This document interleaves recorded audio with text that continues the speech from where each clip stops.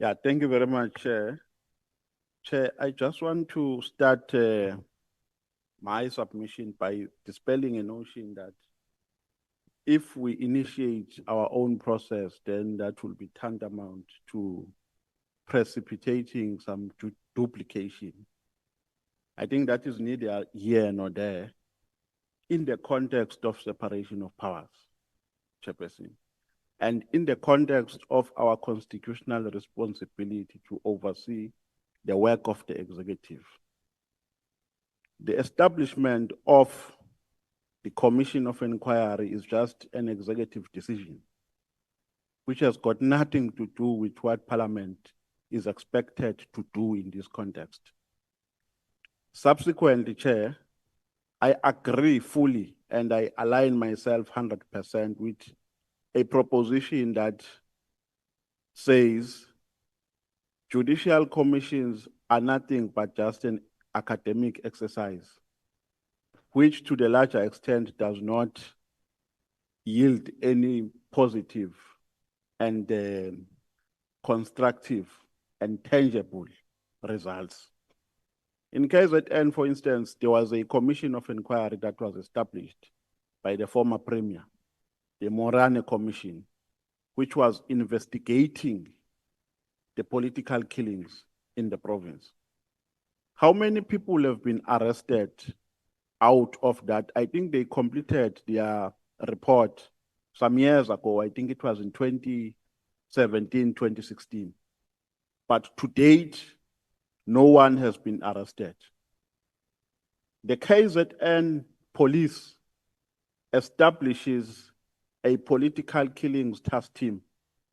And they say, according to the version of Lieutenant General Mkhwanazi, that within the dockets that they had opened, 5 of them had instructions to arrest. Now, I'm trying to weigh here the weight between the two, commission of inquiry and an investigation that is undertaken by the police. Now, I'm saying, Chairperson, if we want to abdicate our constitutional responsibility or subvert it or donate it rather to the executive by saying, let us be confined within what has been given by the head of the executive, which to be done by the Judicial Commission of Inquiry, then we'll be running with a spear pointing it to our chest. That will be suicidal. Let's do what is expected of us in terms of the South African Constitution and in terms of the principle of doctrine of separation of powers. Because doctrine of separation of powers primarily give a distinctive role to each organ of state. And our role is to do oversight. And I think in this regard, the head of parliament has done justice by saying committees which are vested with responsibilities to oversee these entities which are involved in these allegations must do their work, must advise parliament on the way forward. So I don't know why now we're caught in between, and I don't know why we want to donate our responsibility to the executive, which is severely implicated in this regard. Because within the allegations that have been made by General Mkhwanazi, he goes on to also allege that there are judicial officers and there are prosecutors who are involved in conniving with criminal syndicates. And then we say, no, executive, do everything, we'll just oversee.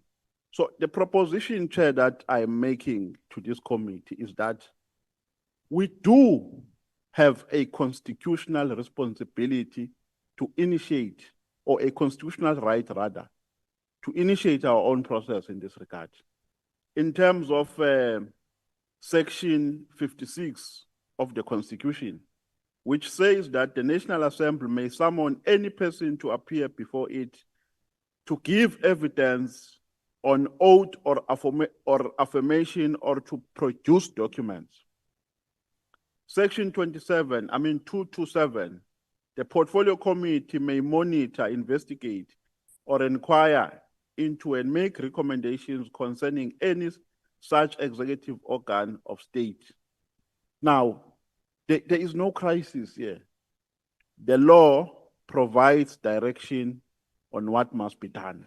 And I think, Chair, if we initiate our process by saying that this committee must initiate a process, one, of calling the complainant, which is General Mkhwanazi, because in this regard, he's a complainant, to come and present to this committee in its formation the allegations and make substantiations to the allegations that he made during the press briefing.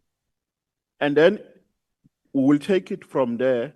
We will make a determination of who else must be called after that presentation has been made. And we'll make a determination of which document we may need to summon to this committee. So, Chair, I think we're taking a wrong direction if we say, let's just oversee the work of the commission. I don't have confidence in a commission of inquiry. I think it's a wasteful, it precipitates wasteful expenditure. It's an academic exercise. It just plays a tick box exercise, and it does not produce any tangible results. That is my submission, Chair. Thank you very much.